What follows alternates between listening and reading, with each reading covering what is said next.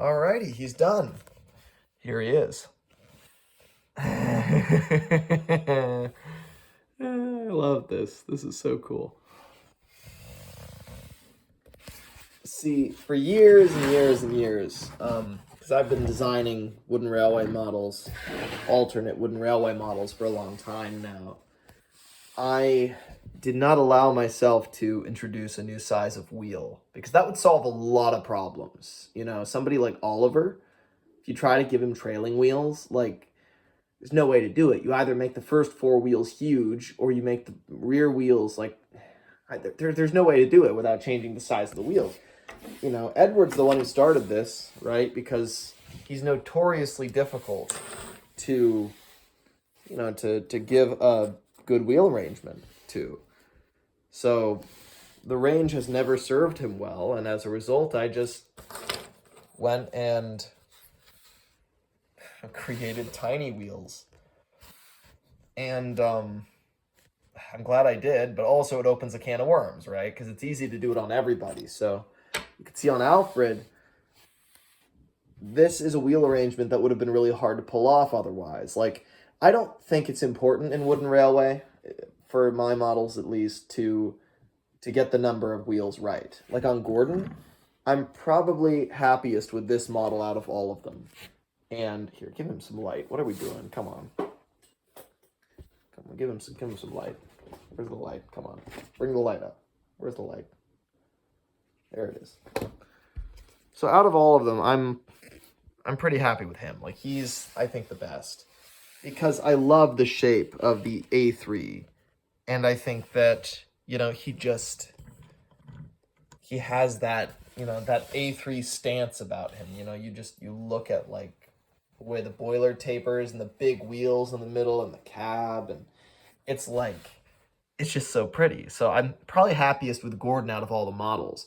But he's got 8 wheels, like, it's not accurate, in terms of the number of wheels.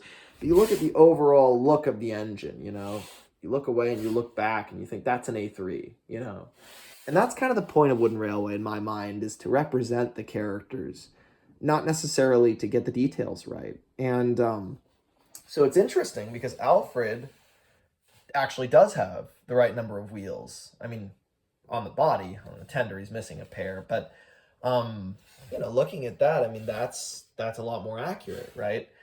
But the thing is, it also works because the B12s are kind of ungainly looking. They've got, like, a whole, like, 3/5 of their body is dedicated to the driving wheels. On A3s, it's not really like that. I mean, it's, they're proportioned more like this, where it's like, there's just as much trailing wheel back here as there is leading bogey up here.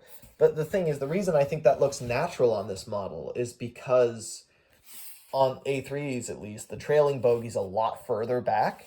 And then the pony truck wheels, there are 4 of them, but they're kind of squished together up here. And so overall, you look at the engine, the driving wheels are in the center, even though there's more wheels in front than back. It doesn't really matter because it's overall where are the wheels placed and where are the big ones and where are the small ones, and what does your brain kind of see when it looks at an A3? It sees like a bunch of huge, big, round things in the middle, and that's true of this model as well. Whereas with a B12, most of the body is driving wheels, but also it does have a sizable kind of pony truck here. So it's like, if this was like James, right, then that would not look enough like a B12, I feel like, because there is like B12s, if you wanted to ask me what the most important characteristic of a B12 is, I would tell you that it's this slope right here. That's how I immediately identify one. Could probably identify it just by the smoke box at this point because I've looked at so many pictures. But, like, I would say the most distinctive thing about the B12s is these big splashers that they've got, and the fact that the running board, it goes along and then it steps down right on top of the frontmost driving wheel. And then you've got this really huge flat section that's level with the buffer beam. To me, that's the significant thing. And so this big flat section, right, it's pronounced and it's meant to be. So putting both of these pony wheels here, rather than just one to represent them, I think that looks good. But if I did the same thing on Gordon, I think that we'd start running into problems, right? Because it's like, okay, well, if I put that right there, now that's going to look weird and off balance. So I'm going to have to add another driving wheel. Then you get all the numbers correct, right? But think about how long that would be. And I've seen people do it and they make it work. But like for me, I don't want to break my whole loading gauge. I mean, Gordon already doesn't fit through some destinations, but like I want him to look somewhat natural with like normal express coaches, right? Like yeah, if I can so much as find them. There we go. So like as an example,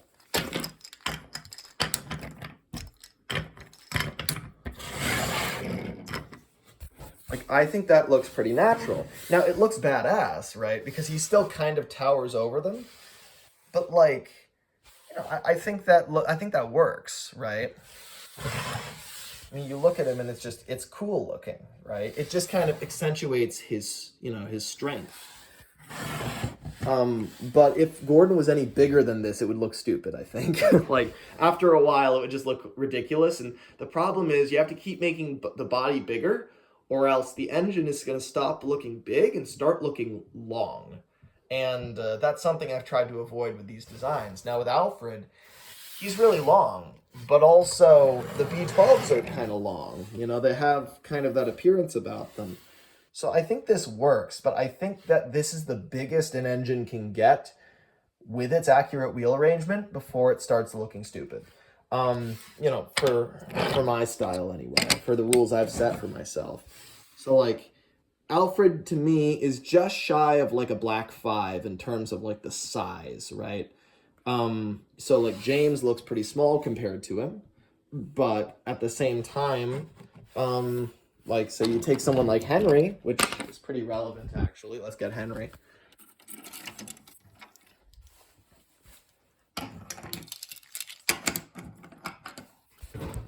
And he does not beat Henry. Look at that. Like, and you would think he does, because he's got more wheels. But it's about the overall energy of the engines. Also, I made a video earlier talking about the color choice. And I'm just so happy with the way I've actually not put these next to each other yet. When I was mixing the paint, I put them next to each other, but like assembled, I have not seen them. So, oh! Here.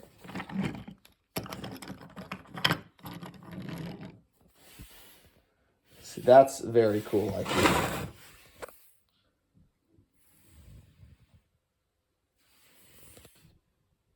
See, I got the measurements all wrong somehow when I was designing the faces for Henry and James. They were supposed to be like Alfred's here, like the kind of new style Thomas size, like the ones you'd see on like, I don't know, like Billy or Charlie or like Neville or Rosie, those sorts of engines. But it ended up being old style somehow, so I don't know how that happened. But it kind of works actually, because Henry looks a lot buffer with that smaller face juxtaposed with the big kind of running board, whereas Alfred, he's a little bit more clunky. The B12s kind of look that way, especially when they made the boilers bigger in the 30s. They really they started to look kind of a little bit dopey. I don't think about that when I think of Alfred. I think of him being rather suave, but the B12s, when you just look at their shape and compare them to other locomotive classes, yeah, they're a little bulbous. But yeah, I mean I think that's pretty cool right there.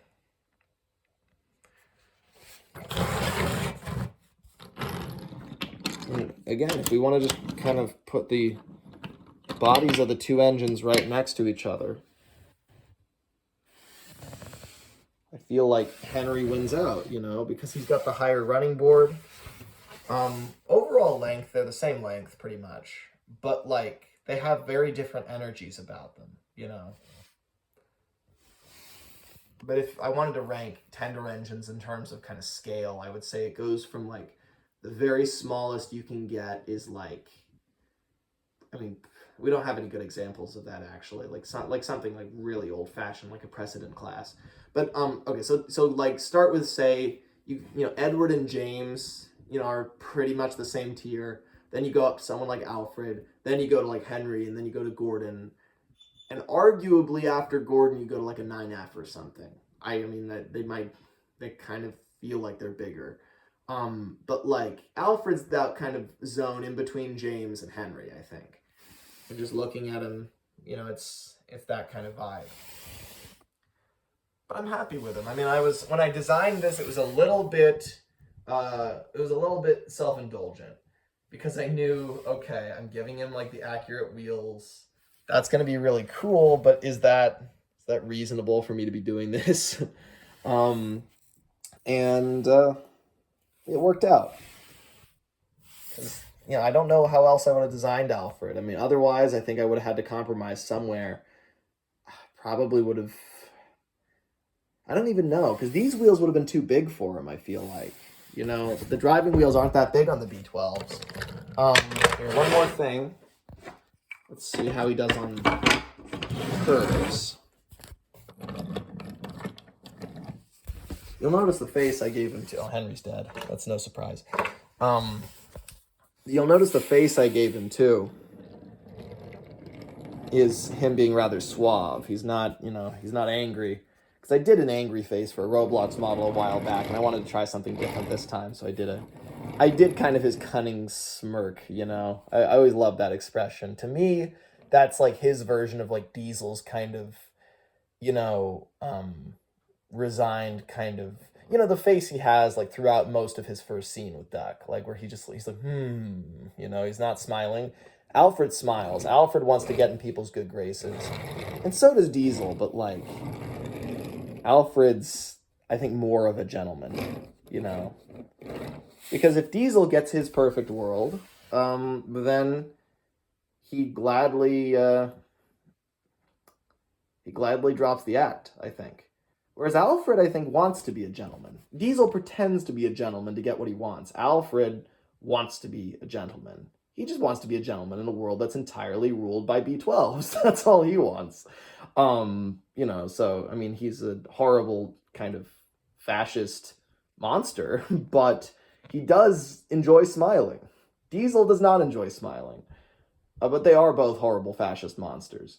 Anyway, so that being said, definitely I think this has got to be my favorite fan character of all time. I love Alfred. I adore Sodor Dark Times. I don't adore the fact that there's no "the" in there. For years, I called it Sodor the Dark Times, and then I realized there's no "the," so it's just Sodor Dark Times. Anyway, point being, I adore Richard Jordan's work, and yeah, so I made this model, but yeah, it's pretty cool. I like him. I like how he turned out, and the pinstriping. Oof, I'm so happy with that. Like, it just makes me want to make more LNER engines. Here, this is running a bit long, but one more thing I want to do is draw attention to the fact, this is a very weird thing indeed, is that without realizing it, I mixed Big City Engines green. I mean, that's basically the same green right there. It's not very different at all. And it's weird because Big City Engine is supposed to be in BR green, in Brunswick green. But really, Brunswick green would be something more like this, right?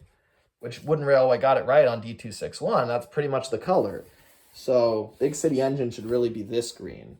Anyway, so all of this to say, I think I've accurately mixed LNER green. I love it. I'd like to see more engines in it.